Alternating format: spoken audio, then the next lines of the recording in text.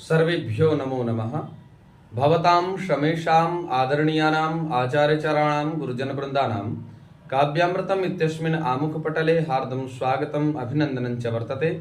आप सभी संस्कृतनिष्ठ सुधी श्रोताओं का काव्यामृतम इस आमुख पटल पर हार्दिक स्वागत एवं अभिनंदन है।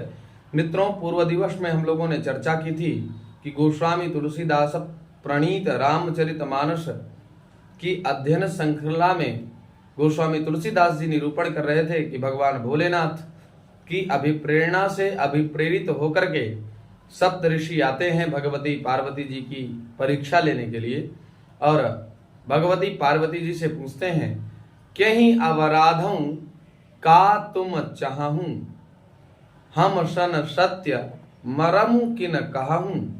हे भगवती पार्वती, आप किसकी आराधना कर रही हैं और क्या चाहती हैं। इस पक्ष को लेकर के देवर्षि नारद जी के द्वारा बताए हुए मार्ग का निरूपण करती हुई भगवती पार्वती कहती हैं कि एक बार की बात है, देवर्षि नारद हमारे यहाँ पधारे।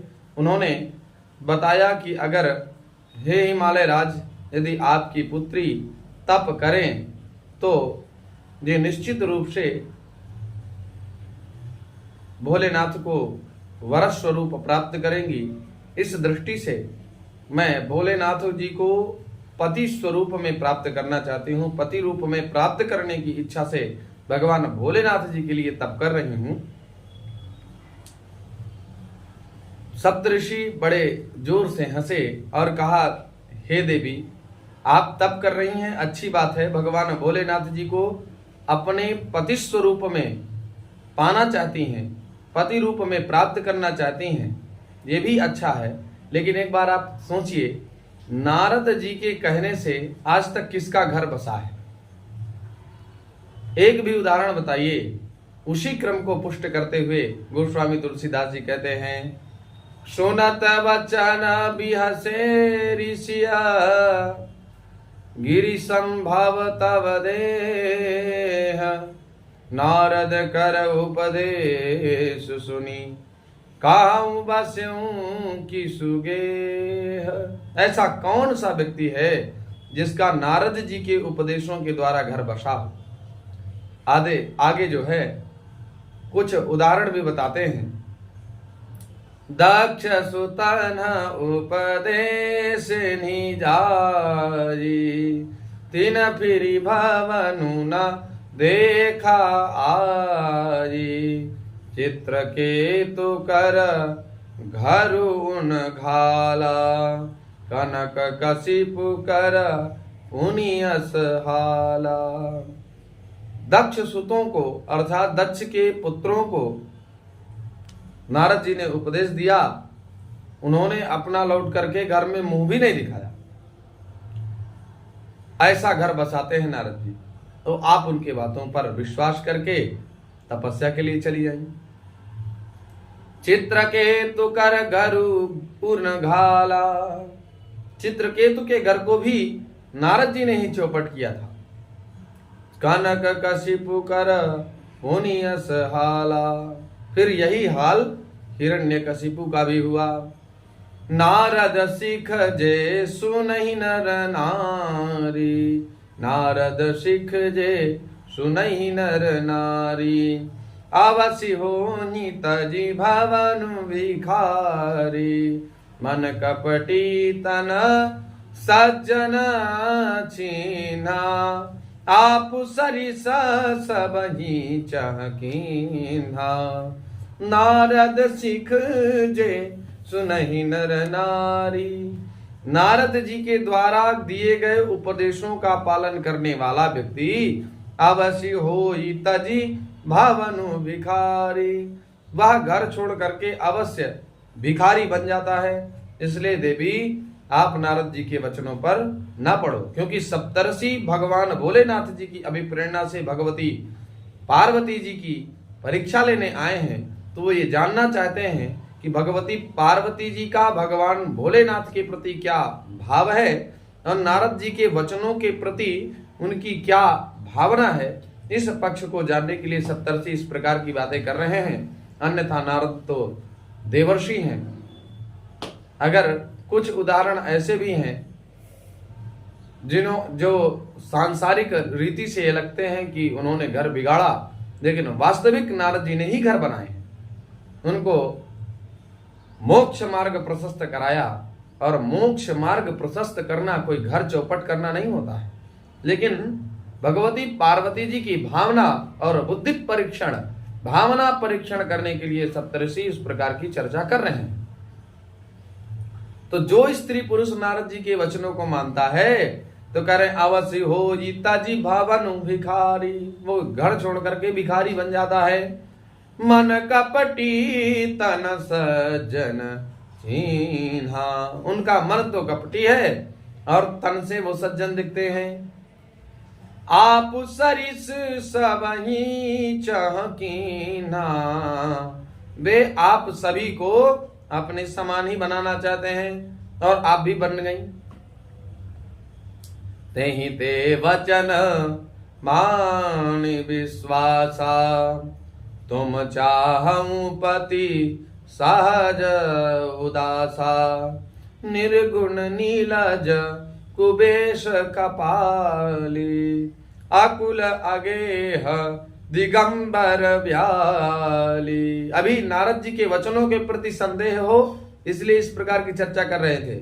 अब भगवान भोलेनाथ जी के प्रति संदेह भावना बने, इसलिए सप्तर्षि जी पुनः प्रयास कर रहे हैं, भावना का पता लगाना चाहते हैं। कह रहे हैं उनके वचनों पर विश्वास मान करके तुम ऐसा पति चाहती हो जो निर्गुण, जो गुण रहित है, और नीलज, जो दिगंबर वेश में रहने वाला है, निर्लज्ज है, कुबेश, जिसका वेश भी अच्छा नहीं है, भांग धतूरा पाने वाला और गले में हलाहल विष को धारण करने वाला, भुजंगों को धारण करने वाला। कहां चक्कर में पड़ी है पार्वती जी। और कपाली, कपाल माला को धारण करने वाले हैं, जो मुंडमाला को धारण करते हैं भगवान भोलेनाथ, उसी की चर्चा करते हुए कहते हैं कि मुंडमाला को धारण करने वाले हैं और आप विवाह के चक्कर में पड़ी हैं। आकुल, जिनका कोई न घर है न बार है, आकुल जो कुलहीन है, अगेह जिनका कोई घर नहीं है, दिगंबर जो दिशाओं को ही अंबर बनाए हैं अर्थात नग्नावस्था में रहने वाले, और ब्याली, और शरीर पर बहुत सारे ब्यालों को लपेटे हुए हैं, सर्पों को धारण करने वाले हैं। काहू कवन सुखु अस बरु पाए, भल भूलूं ठग के बोराए। पंच कहे शिव सती विवाही, पुनि अवडेरी मराए निताही। ऐसे बर के मिलने से कहो तुम्हें क्या सुख होगा। तुम उस ठग नारद के बहकावे में आकर के खूब भूल गई, अपने आप को भूल गई और उसके वचनों को मान करके सीधे चली आई। पहले पंचों के कहने से ही शिव जी के साथ सती जी का विवाह हुआ था, और सती जी के बारे में आपको पता है, उन्हीं के कारण सती जी को अपना प्राण त्याग करना पड़ा। अब सुख सोवत सोचु नहीं, भीख मांगी भव खाही। सहज एकाकिन के भवन, काबहू की नारी खटाही। अब शिव को कोई चिंता नहीं रही, भीख मांगकर खा लेते हैं और सुख से सोते हैं। ऐसे स्वभाव से अकेले रहने वालों के घर भला क्या कभी स्त्रियां टिक सकती हैं? जो भीख मांग करके अपने उदर की पूर्ति करता हो, ऐसे घर में क्या स्त्रियां टिक सकती हैं? नारद जी के वचनों पर अविश्वास एवं भगवान भोलेनाथ जी की प्रति निष्ठा इनकी कैसी है, इसका मैं बार बार निवेदन कर रहा हूं कि वो इसी बात को जानने के लिए आए हुए, इसलिए बहकावे वाली बातें कर रहे हैं। आजहूं मानहूं कहा हमारा, हम तुम कहूं बरु नीक विचारा। अति सुंदर सुचि सुखद सुशीला, गावहीं वेदु जासु जस लीला। अब भी हमारा कहा मानो। हमने तुम्हारे लिए एक सुयोग्य सुंदर सुशील वर ढूंढ रखा है। अति सुंदर, अतीव सुंदर है और शुचि, बड़ा ही पवित्र है, विचारों से पवित्र, स्वभाव से पवित्र, और शरीर भी बढ़िया सुंदर है, सब कुछ उनका सुंदर है। सुखद, सुखम ददातीति सुखदः, अर्थात सुखदायक है। सुशील एवं सुशील है। और गावहि वेद जासु जस लीला, और जिनके यश को और जिनकी लीला को भगवान वेद साक्षात गाते हैं, ऐसे सुयोग्य वर से आपका विवाह करवा देंगे। आज भी समय है, अभी भी अगर आप चेत गई, सब सुबह का भूला यदि शाम को घर आ जाता है तो भूला नहीं कहता देवी। इसलिए आप शंकर जी को, भगवान भोलेनाथ जी को जो पति रूप में प्राप्त करना चाहती हैं, ये मन से निकाल दीजिए और हम आपका सुयोग्य वर से विवाह करवा देंगे। दूषण रहित सकल गुण राशि, श्रीपतिपुर वैकुंठ निवासी, आस बरु तुम ही मिलाऊ आनी, सुनत बिहसी कहा वचन भवानी। वह दोषों से रहित, दूषण रहित, संपूर्ण दूषणों से रहित है, सकल गुण राशि, संपूर्ण गुणों की खान है, श्रीपतिपुर वैकुंठ निवासी, लक्ष्मी जी का जो स्वामी है और वैकुंठपुरी में जो रहने वाले हैं, ऐसे भगवान विष्णु आस बरु तुम ही मिलाऊ आनी, हम ऐसे वर को लाकर के तुम्हें मिला देंगे। सुनत विहसी कहा वचन भवानी, जब इस प्रकार के वचनों को माता भगवती भवानी ने सुना तो हंस पड़ी। सत्य कहूं गिरि संभवा, सत्य कहूं गिरि भव तनु एहा, हट न छूट छूटे बरु देहा, कनकऊ पुनि पासान ते हो जी, जारेऊ साजुन परिहर सोजी। आपने सत्य ही कहा कि जो पर्वत होता है वो जड़ प्रकृति का होता है, तो उनकी मैं पुत्री हूं, इसलिए मैं भी जड़ प्रकृति की हूं। ये बात आपकी सत्य है। हट न छूट छूटे बरु देहा, मैंने ये प्रण कर लिया है कि भगवान भोलेनाथ को पति रूप में ही प्राप्त करूंगी, तो करके ही मानूंगी, चाहे मुझे शरीर छोड़ना पड़े, मैं अपने इस हठ को नहीं छोड़ूंगी, मैं इस संकल्प को नहीं छोड़ने वाली। कनकऊ पुनि पसानते होई, सोना भी पत्थर से उत्पन्न होता है, जारेऊ सहजुन परिहर सोई, सोना जो होता है वो भी पत्थर ही उत्पन्न होता है, जड़ प्रकृति का होता है। सो वह जलाए जाने पर अपने स्वभाव सुवर्णत्व को नहीं छोड़ता। वो जब जलाया जाता है तो अपने स्वभाव में जो उसके सुवर्णत्व है, उस सुवर्णत्व रूपी स्वभाव को छोड़ता नहीं। नारद वचन न मैं परिहरऊं, नारद जी के वचनों का मैं परित्याग नहीं करूंगी, उन्होंने सत्य कहा है। बसऊं भवनु उजरऊं नहीं डरऊं, मेरा घर बचे चाहे उजड़ जाए, मैं इससे नहीं डरती।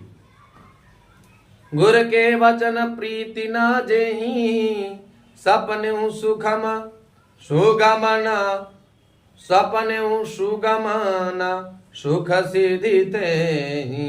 गुरु जी के वचनों पर जिसको विश्वास नहीं होता, प्रतीति गुरु जी के वचनों पर जिनका विश्वास नहीं होता, ऐसे व्यक्ति सपन में भी सुख सिद्धि नहीं तेहि, उनके पास न सुख प्राप्त, उनको न सुख प्राप्त होता है, न उनको अणिमादि सिद्धियां प्राप्त होती हैं। इसलिए सिद्धियों को प्राप्त करने के लिए एवं सिद्धियों के साथ साथ सुख को प्राप्त करने के लिए, सुगमता पूर्वक सिद्धि और सुगमता पूर्वक सुख प्राप्त करने के लिए गुरु जी के वचनों पर विश्वास करना चाहिए। महादेव अवगुण भवन, विष्णु सकल गुण धाम, जहि कर मनोरम जाहि सन, तेहि तेहि सन काम। माना कि महादेव अवगुणों के भवन है और विष्णु संपूर्ण सद्गुणों के धाम हैं, पर जिसका मन जिसमें रम गया उसको उसी से काम है, अर्थात जिसका जिस पर नेह हो गया उसको उसी के साथ कार्य होता है और तद व्यतिरिक्त व्यक्ति से कोई मतलब नहीं। मेरे मन में भगवान भोलेनाथ को प्राप्त करने की प्रबल उत्कट कामना है, तो मैं भगवान भोलेनाथ को ही पति रूप में प्राप्त करना चाहती हूँ, और भगवान विष्णु कितने भी सुंदर सद्गुणों के धाम क्यों ना हो, हमसे कोई लेना देना नहीं। जाओ तुम मिलत्यूं प्रथम मुनीसा, सुनत्यूं सिख तुम्हारी धरि सीसा। अब मैं शंभु अब मैं जन्मू संभुहित आरा, को गुण दूषण करे विचारा, को गुण दूषण करे विचारा। हे मुनीश्वरों, यदि आप नारद जी के पहले मुझे मिल जाते और उपदेश मुझे देते तो मैं निश्चित रूप से आपकी सीख को सिरोधार्य कर दी, परंतु अब मैं तो भगवान भोलेनाथ जी के साथ जन्म मरण का संकल्प ले चुकी हूं, तो को गुण दूषण करे विचारा। अब क्या गुण है क्या अवगुण है इस पर विचार करने की अब कोई आवश्यकता नहीं, वो समय निकल गया। जाओ तुम्हारे हठ हृदय विशेषी, रही न जाई बिनु किए बरेशी। यदि आपके हृदय में बहुत हठ है तो विवाह की जो चर्चा है, विवाह के लिए बातचीत किए बिना ही आपसे रहा ही नहीं जाता, तो संसार में कन्या बहुत है। अर्थात जो तुम्हारे हठ हृदय विशेषी, यदि आपके मन में भगवान भोलेनाथ को प्राप्त करने की प्रबल हठ है तो रही न जाई बिनु किए बरेशी। संसार में और भी बहुत बर कन्याएं हैं, एक बार विचार कर लीजिए। जन्म कोटि लगी रगर हमारी, बरऊं शंभु न तरऊं कुमारी। मेरा तो करोड़ों जन्मों तक यही प्रण रहेगा, यही संकल्प रहेगा, यही हट रहेगा कि बरऊं शंभु न तरऊं कुमारी। या तो विवाह करूंगी तो भगवान भोलेनाथ से ही, अन्यथा वर्ण करूंगी तो भगवान भोलेनाथ का ही, अन्यथा कुंवारी मर जाऊंगी। ताजऊ न नारद कर उपदेशु, आप कहीं सत बार महेशु। स्वयं शिव जी भी बार बार जो है इस पक्ष को लेकर के कहें कि तुम मेरा वर्ण मत करो, मैं आगेह हूं, उदासीन हूं, तब भी मैं इस बात को मानने वाली नहीं हूं। नारद जी की तो बात ही क्या है, नारद जी ने जो कुछ भी कहा है वो सब सत्य है और मेरा घर निश्चित रूप से बचेगा, नारद जी के कहने से ही बचेगा। इसलिए जो सप्तर्षि कह रहे थे उस पक्ष का प्रमाण कि नारद जी के कहने से आज तक किसी का घर नहीं बसा, इस पक्ष को पुष्ट करने के लिए भगवती पार्वती कहती हैं कि मैं इस तथ्य को स्थापित करके दिखाऊंगी कि नारद जी के वचनों के द्वारा लोगों का घर भी बसता है। मैं पापरऊं कहीं जगदम्बा, गृह तुम गवनऊं भयऊं विलंबा। जगत जननी पार्वती जी ने फिर कहा, मैं आपके पैरों में पड़ती हूं, तुम गृह गवनऊं भवन भयऊं विलंबा।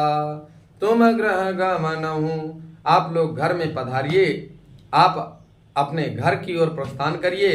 भयऊं विलंबा, बहुत देर हो गई।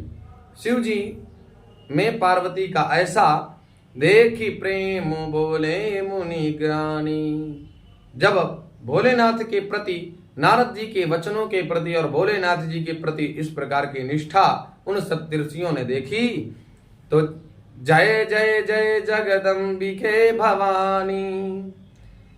प्रेम पूर्वक ज्ञानी मुनि बोले, जय हो जगत जननी मैया भवानी, आपकी जय हो, इस प्रकार गुणगान करते हुए वहां से प्रस्थान किए। तुम माया भगवान शिवा सकल जगत पितु मातु, नाई चरण सिर मुनि चले पुनि पुनि हर्षत गातु। आप साक्षात माया हैं और भगवान शिव सकल संसार के पिता हैं, आप माता हैं। आप दोनों परब्रह्म परमात्मा एवं आदि भूता शक्ति हैं। और नाई चरण सिर मुनि चले, उनके चरणों में, दोनों के चरणों में भगवती भवानी एवं भगवान भोलेनाथ जी के चरणों में प्रणाम करते हुए मुनि हर पुनि पुनि हर सतगातु, मन में बड़े प्रसन्न होकर के सप्तऋषि जी अपने घर की ओर प्रस्थान करते हैं। मित्रों, इस प्रकार के प्रेम को देख करके एक सच्चा सत्संगी व्यक्ति एक सच्चे सत्संगी को जब देख लेता है तो बड़ा आनंद अनुभव करता है। धन्य है भगवती भवानी जिनका भोलेनाथ जी के प्रति इस प्रकार से अखंड और अक्षुण्ण प्रेम है। भगवान के चरणों में इसी प्रकार से हम सभी लोगों का प्रेम एवं स्नेह बना रहे। भगवान हम लोगों पर अपनी कृपा कटाक्ष के द्वारा कृपा करते रहें, हम पर प्रसन्नता उनकी बनी रहे। इसी मंगल कामना के साथ पुनः वाणी को विश्राम। नमो नमः।